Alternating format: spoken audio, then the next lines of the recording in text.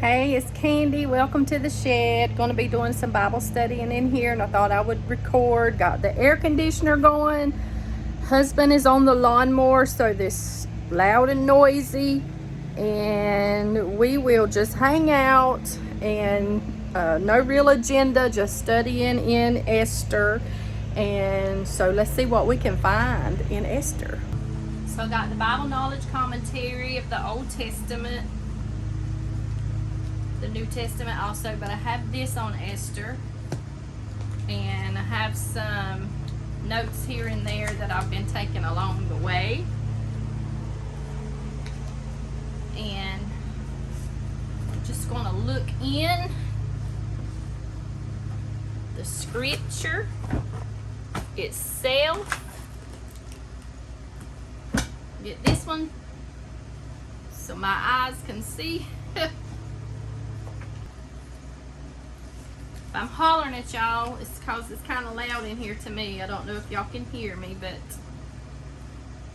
not going to be doing a whole lot of talking. Just hanging out. Just some hangout, she shed, Bible study. See what we can find. You may hear me reading. Sometimes I read out loud. Sometimes I don't. So if you want to get you a snack or whatever, let's just chill. Hang out. If I can get my water open.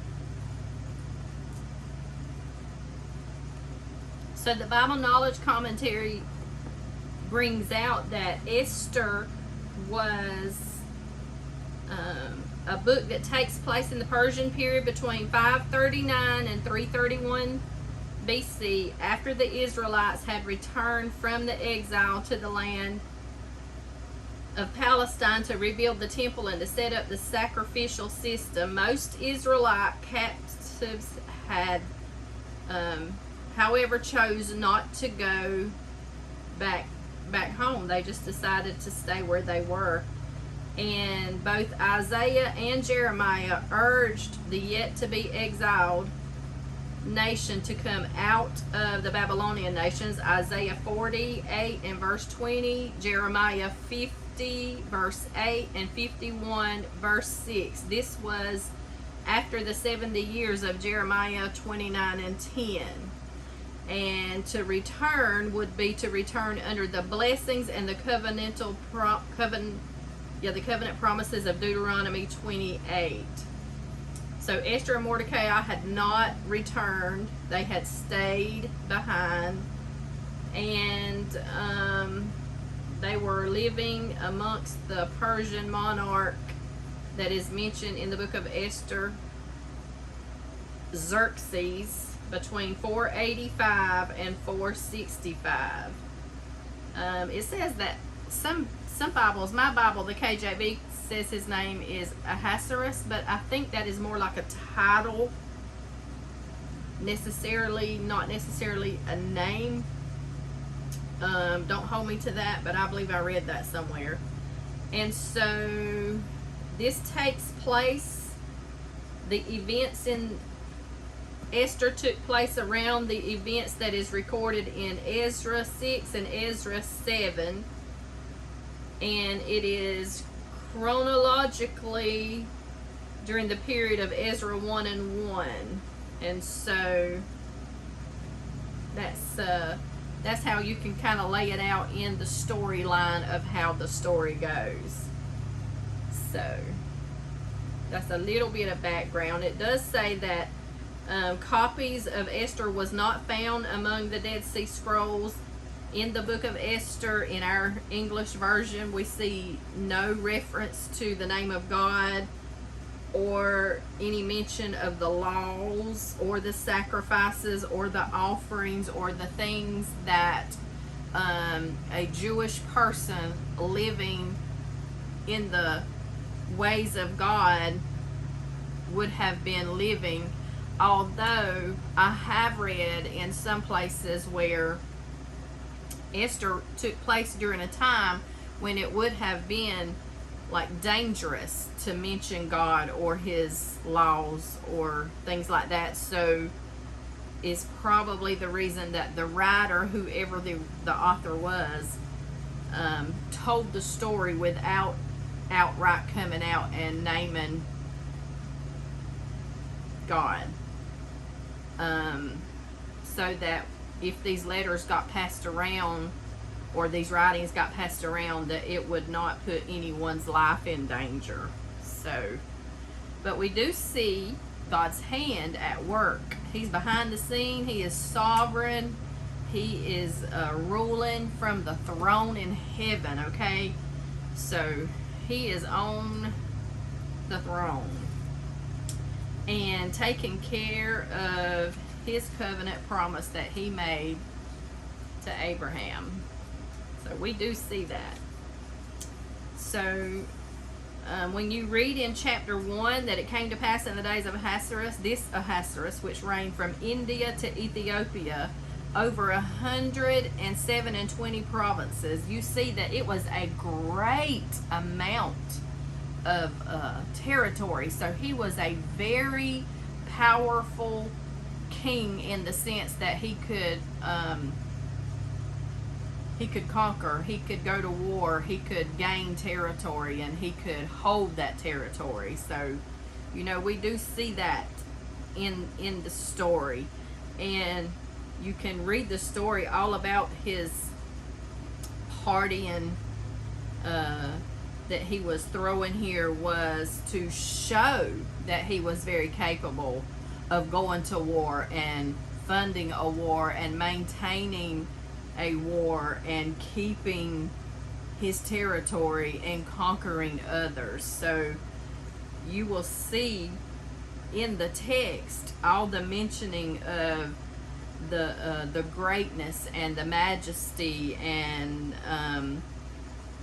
everything that he had, like very royal, very rich, very expensive, very well taken care of. And so, you know, you get a sense that he needed and lacked for nothing in the physical worldly sense. So he had that for him. And if you know anything about the rest of the story, he would wind up with Esther. So he also had that for him too. He that findeth a wife findeth a good thing and obtaineth favor with the Lord. I also see something as you're coming out of chapter 1 and going into chapter 2. The first few words of chapter 2 says, after these things, the things that are not necessarily spelled out. I believe it was like a period of, in one of my studies, that like a 4-year period had went by. So the war that he was trying to convince the people up under him that we can go to war and I can fund it, and it's okay for you to come in and be in agreement with me to do this war and this battle, which was a pride thing if you know the history and background from that. But after these things, when the wrath of King Ahasuerus was appeased, so he had already done all the warring and the fighting that he could stomach, and his anger that had funded, his pride that had funded him, that had pushed him to go to war, it was appeased. So he come to a place where it says he remembered Vashti.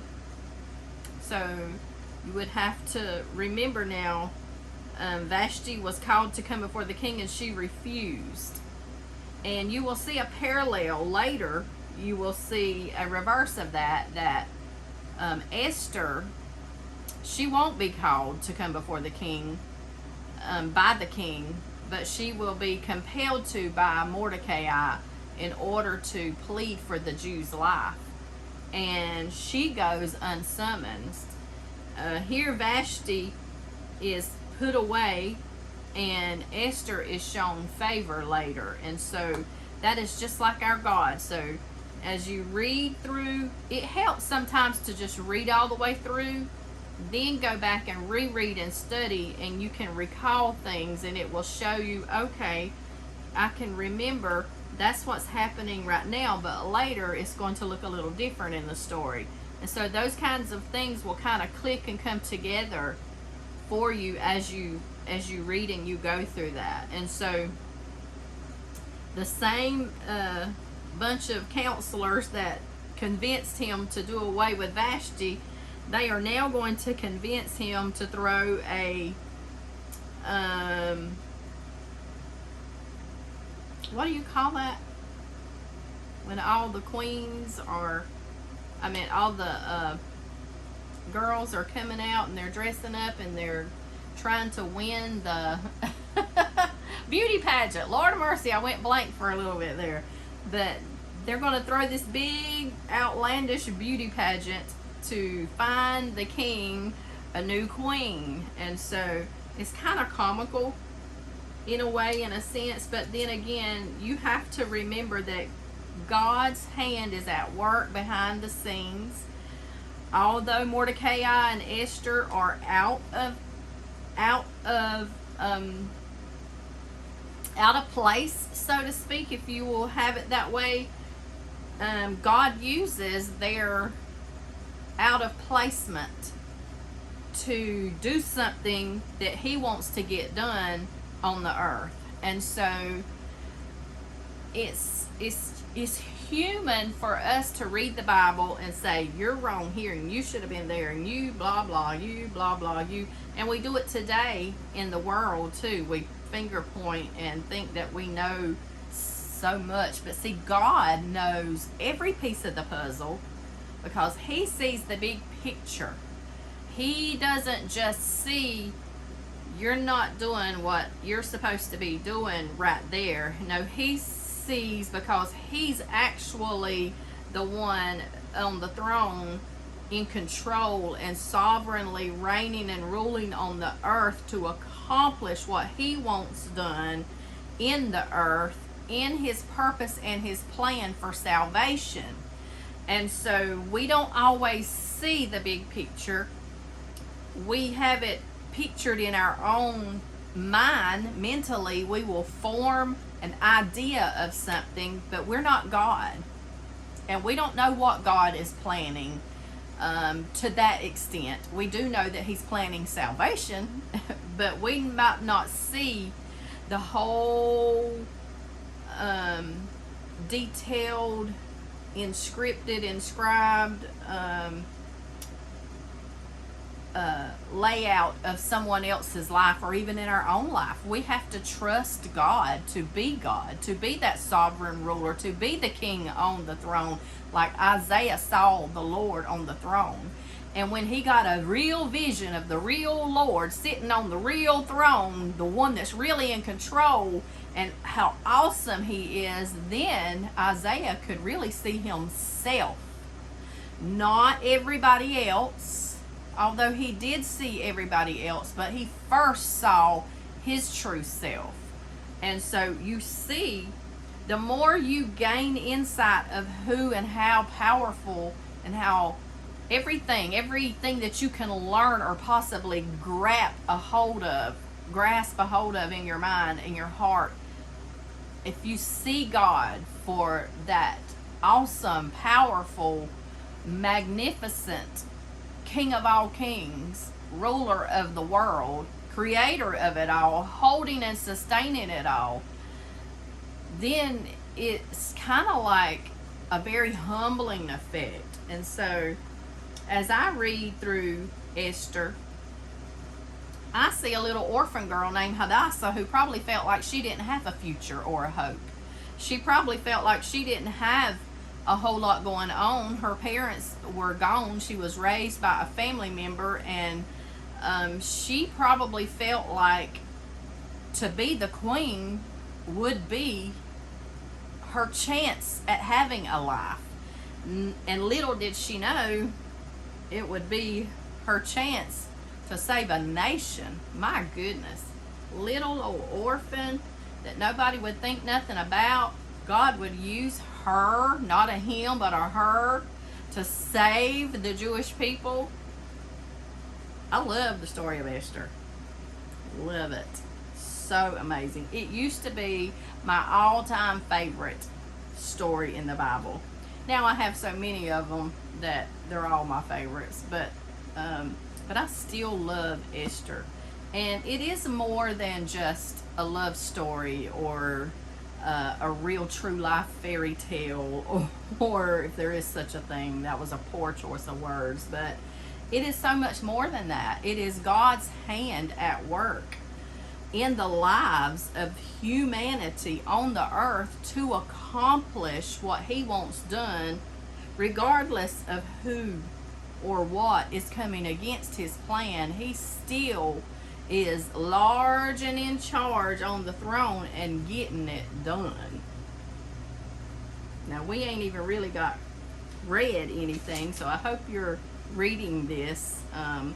If you're doing this a little bit of studying with me, take time to read it and then go back and get your study material out and make notes and mental notes and write them down and put together a study booklet so that you can have all your notes and everything there together, so you can have it the next time you come back to it. Because I've returned to the book of Esther I don't know how many times through my years of being saved and in the church, and always find it anew and afresh every time I return to it. Find so much to be thankful for in my own life. How that I can look back in my own life and see things in my past that seem like would have led to like nothing and nowhere, but God and his sovereignty and his compassion for a little old person like me, and his love and his care for me, how he done things like divine reversals of things and restoration of things, and he's still doing things in all of our lives, and we just need to submit to his rule and his reign as king. So when we get to chapter 4, we see that Mordecai has rent his clothes. He's sitting in sackcloth and ashes, and he has went into the midst of the city to cry aloud with a bitter cry, and even came before the king's gate, that nobody could enter into the king's gate clothed with sackcloth. And so this would have been like something that would have not, it would have been a definite no-no here, because let's see, whatever Mordecai's reasons for not bowing to Haman was, he was now in great mourning, and the feud between Mordecai and Haman, whether legitimate or not, had caused a great crisis in the whole nation. And so remember Mordecai, where he came from. Remember the prophet Samuel had told King Saul to go in and to destroy all, but he did not obey the command of the Lord through the prophet. And so Samuel says, I hear the lowing and the bleating of the sheep and the animals, and the king you have spared. And so he was in King Agag and Agagite. And so this is the story where we see Haman's line of people come from. And so you can get the sense that all throughout time, this tension and this hatred between the Jews and the Agagites, and it was just it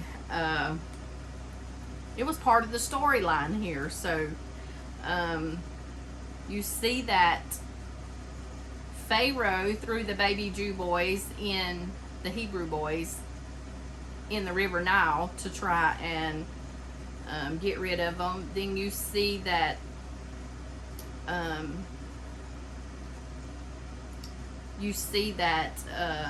Haman here tries to get rid of all the Jews. You go to the New Testament and you find that Herod, the king, whenever Jesus was born, he had 2 years old and under, he had them slaughtered.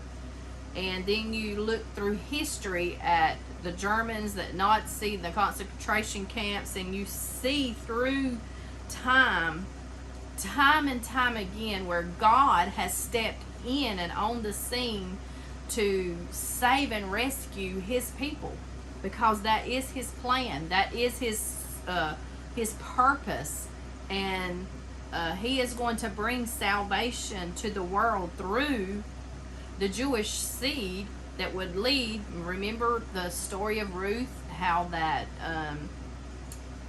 the line of lineage of David come from that, and then from that we get Jesus. And so God is on the throne taking care of things. And so Mordecai is like, he's like weeping and fasting and doing this in the midst of the gate, which to put on sackcloth and ashes. Remember, we're living or they were living in a time when it would have been dangerous to call on God or pray or sacrifice or do these things. That's why they were supposed to go back and do that in their temple and in the divinely appointed place. But you still see Mordecai, even though he does not mention God's name, you see him performing godly, God-fearing men act, to put on sackcloth and ashes, to cry out a bitter cry, to mourn for his people, the Jewish people, because Mordecai would have been very well knowledgeable in the promise that God has on the earth. And that is why he tells Esther, look, you've come to the throne for such a time as this, not so you can put on your pretty little crown and hold your position, but no, it is a God appointed thing for you to be able to go in and plead for saving the Jews. And so, yes, so powerful to know and to read and to have this story unfold. I just love it. I love how that God's intervention is seen. And even in when you move on into chapter 5, it says, now it came to pass on the third day that Esther put on the royal apparel and stood in the court of the king's house over against the king's house, and sat upon where the king sat upon his royal throne in the royal house over against the gate of the house. And it was so, when the king saw Esther, that the queen was standing in the court, that she obtained favor in his sight. And the king held out the golden scepter that was in his hand, and Esther drew near and touched the top of the scepter. So when Esther does her fasting, and then she puts on her royal clothes, and she goes unsummoned to the king, and here we see a divine reversal, a divine intervention. The king did not do like he did with Vashti.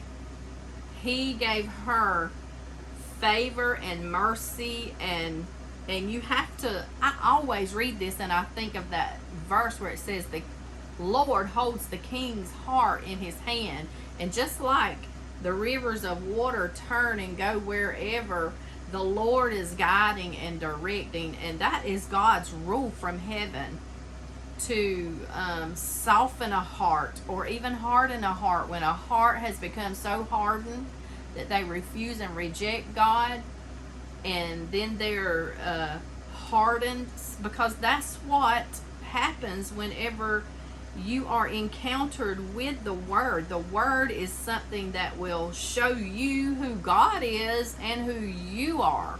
And so it either causes a person to become soft and to lean toward God, or it makes them hard and back off from God. And so, you know, it's just miraculous to see God at work in a story where you don't read things about this is the law and this is the sacrifice and this is the name of God here, and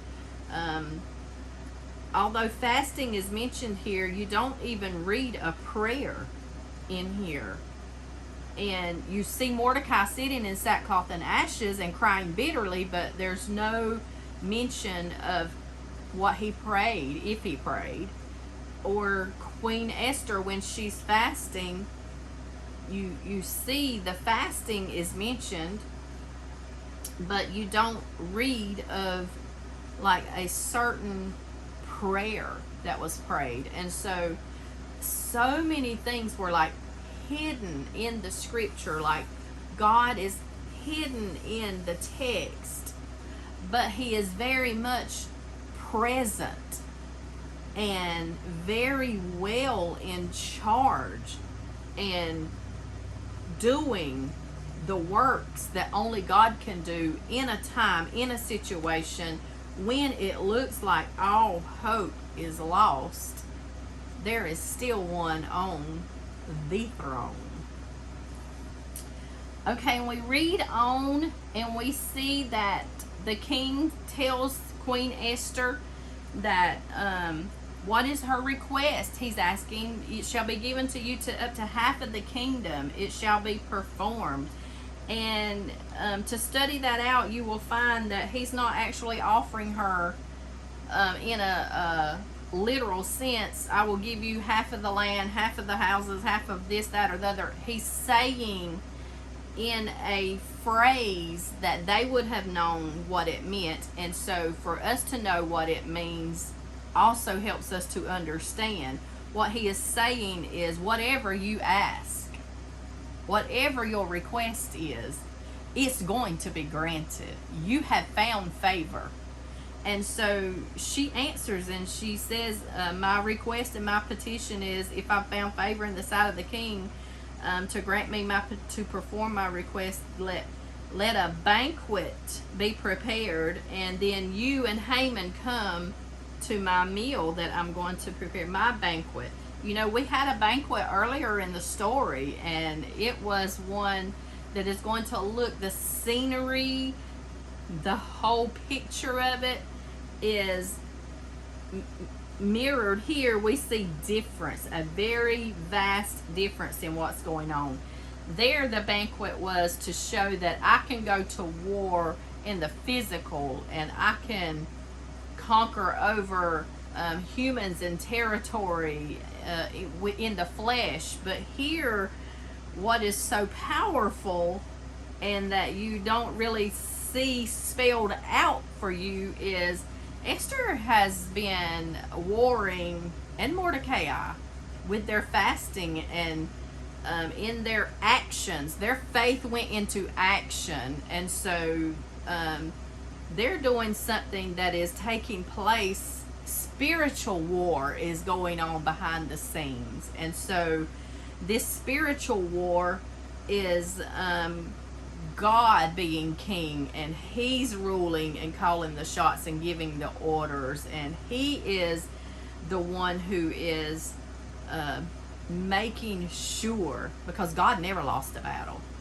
Now the king here, he kind of had to come home with his tail tucked between his legs, but Esther, she is warring and battling spiritually.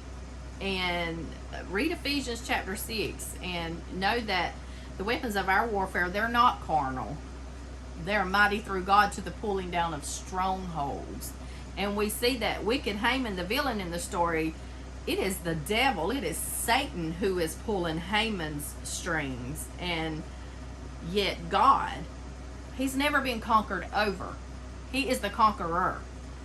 He is conquering over the evil.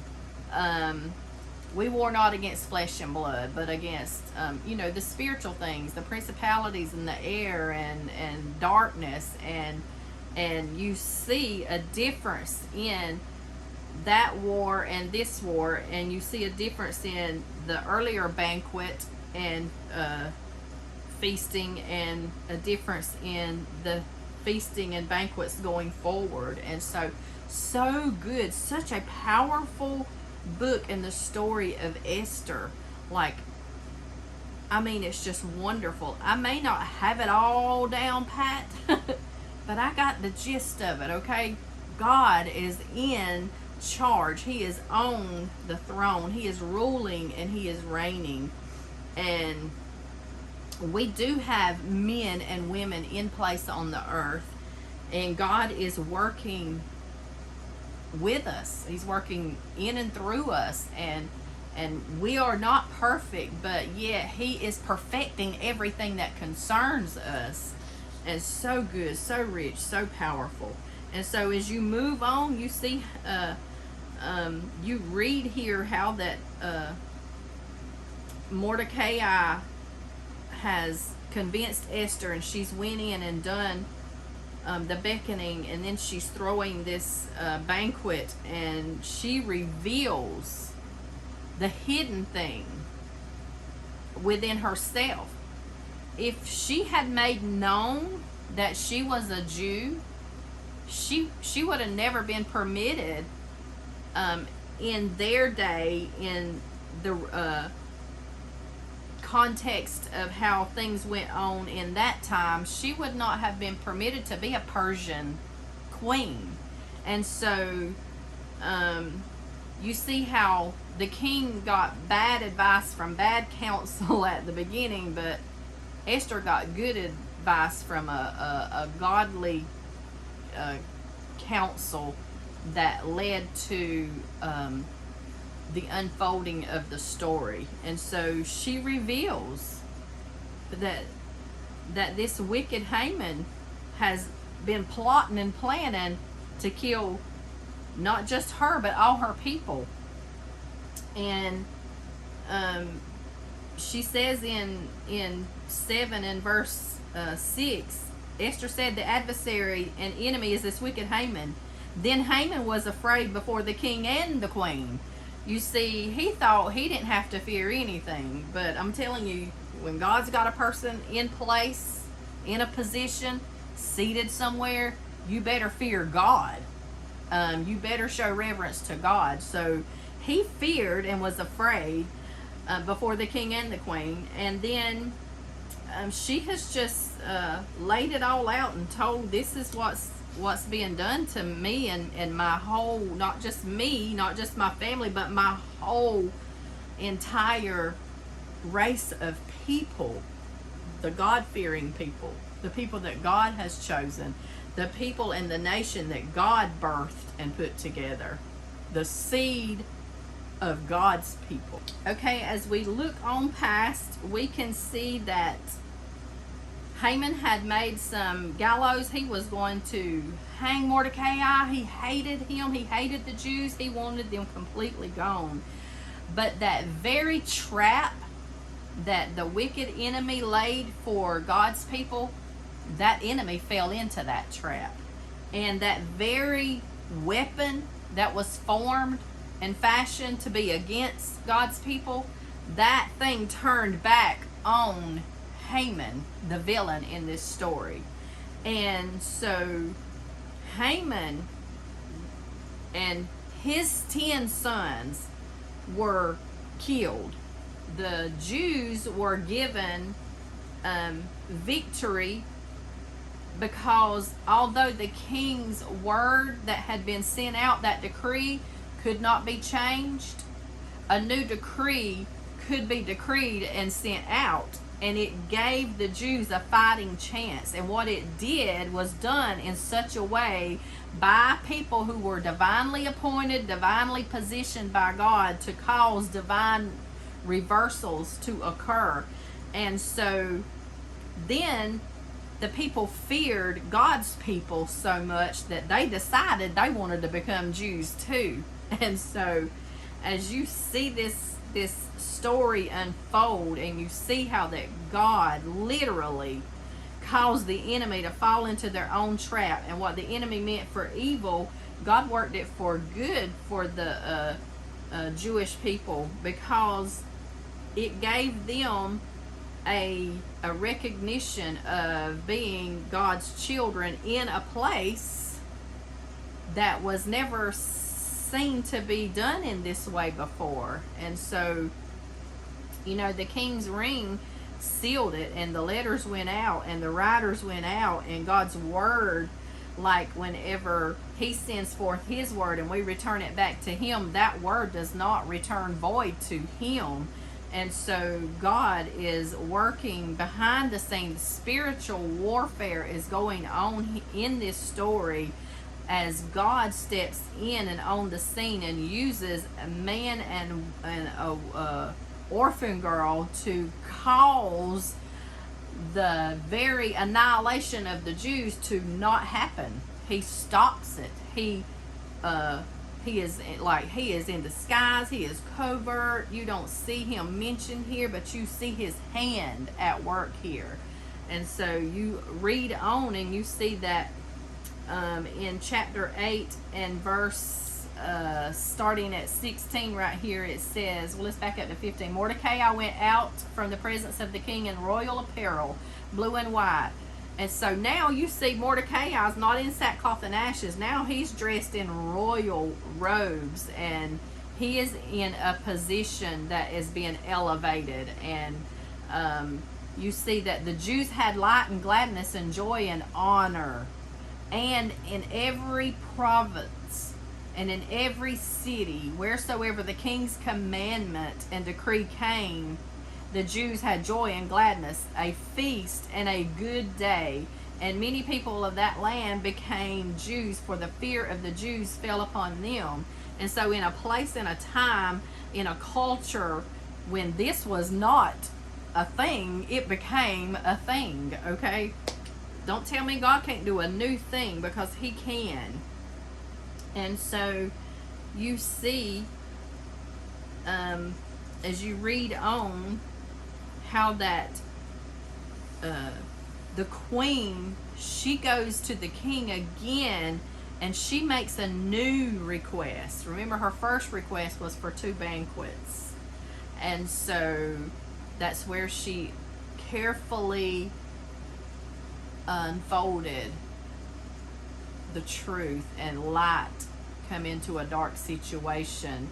And then we're going to see she has a new request. Okay, I want to read this right here. This is something that, as I would read this before in the past, over the years, I would always think how strange and odd that is.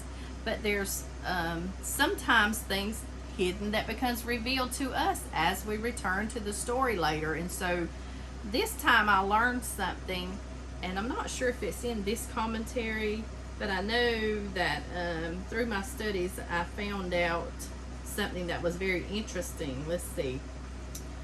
Okay, in chapter 9, let's read verse 12. And the king said to Esther the queen, the Jews have slain and destroyed 500 men in the Shushan the palace, and the 10 sons of Haman. And what have they done in the rest of the king's province? Now what is thy petition? And it shall be granted to thee. Or what is thy request further? And it shall be done. And so we see here that the king is telling Esther, all these have been slain. Even the 10 sons of Haman, they're slain. And what else has been done? What else is your petition? What more are you requesting? What do you want to be done? In verse 13, I always found this verse so interesting. Then said Esther, if it please the king, let it be granted to the Jews which are in Shushan to do tomorrow also according unto this day's decree, and let Haman's 10 sons be hanged upon the gallows. Okay, Haman's already been hanged. His 10 sons are already slain. So what is the point of her requesting those 10 sons to be hanged? They're already dead. Why request them to be hanged? I've always found that so odd and so interesting.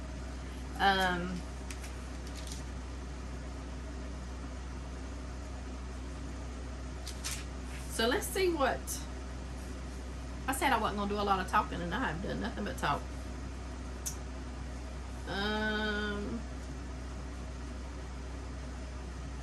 Previously, under Haman's edict, the city of Susa had been bewildered, but now under the edict of Mordecai, the city of Susa is with joyous celebration.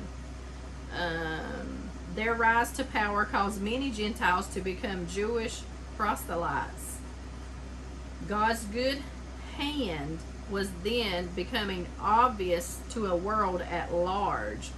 No longer were these events being viewed simply as happenstance, but now people were beginning to realize that God of the Jews was protecting them. Okay, so it doesn't mention anything here about what I read somewhere else, but I have it noted. Let me see if I can find it. That there is a significant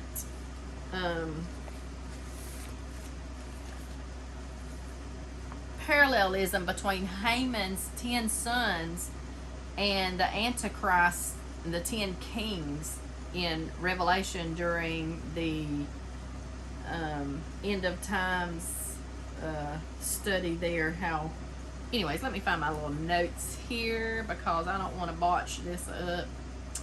So I made a note. This is a quote. It says the Old Testament is the New Testament concealed, and the New Testament is the Old Testament revealed. Certain Old Testament narratives recorded events, one parallel event that will unfold in the future, and one of those prophetic parallels is concealed in Esther regarding Haman, the enemy of the Jews, and his 10 sons, are like a type of Antichrist and his 10 kings. So it gives some story, some background here that you can read into. You can read Daniel chapter 8 and verse 9 and Ezekiel 38. You'll get some background about the future war of Gog and Magog. And you can read Daniel chapter 8 and verse 25 and read it with Revelation 12 and Esther 5 and 14 with Revelation 20 and 4.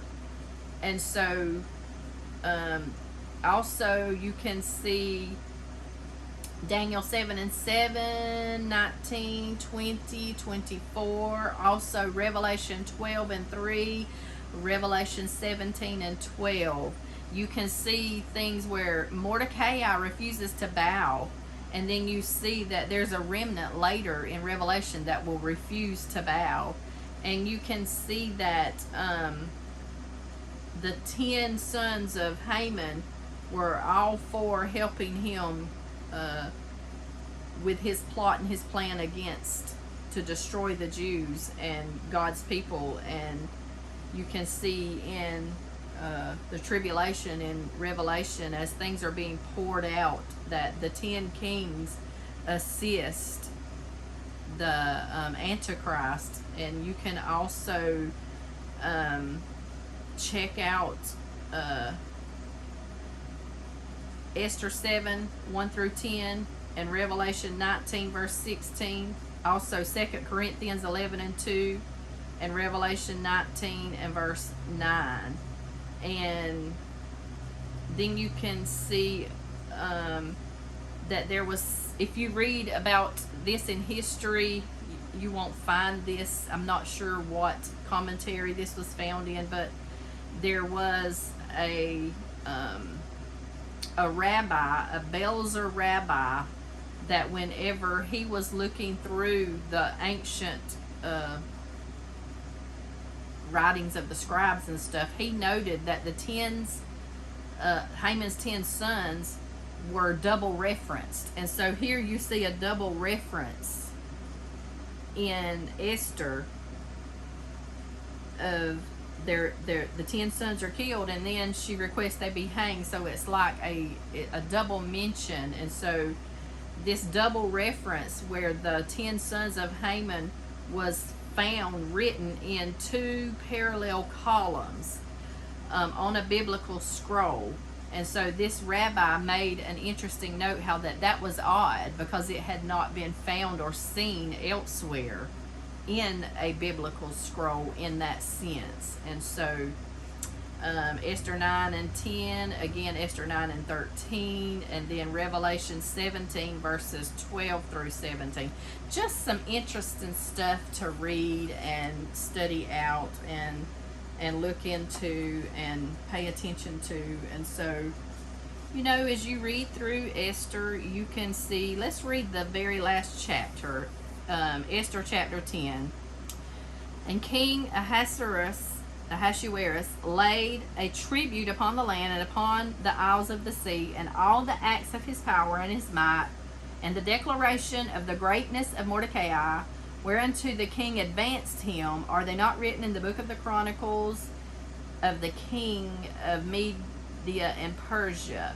And Mordecai the Jew was next unto King Ahasuerus, and great among the Jews, and accepted of the multitude of his brethren, seeking the wealth of his people, and speaking peace to all of his seed.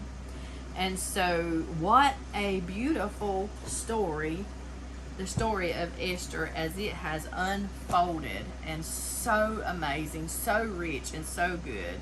And so, I don't know how long this video has been, but toodles.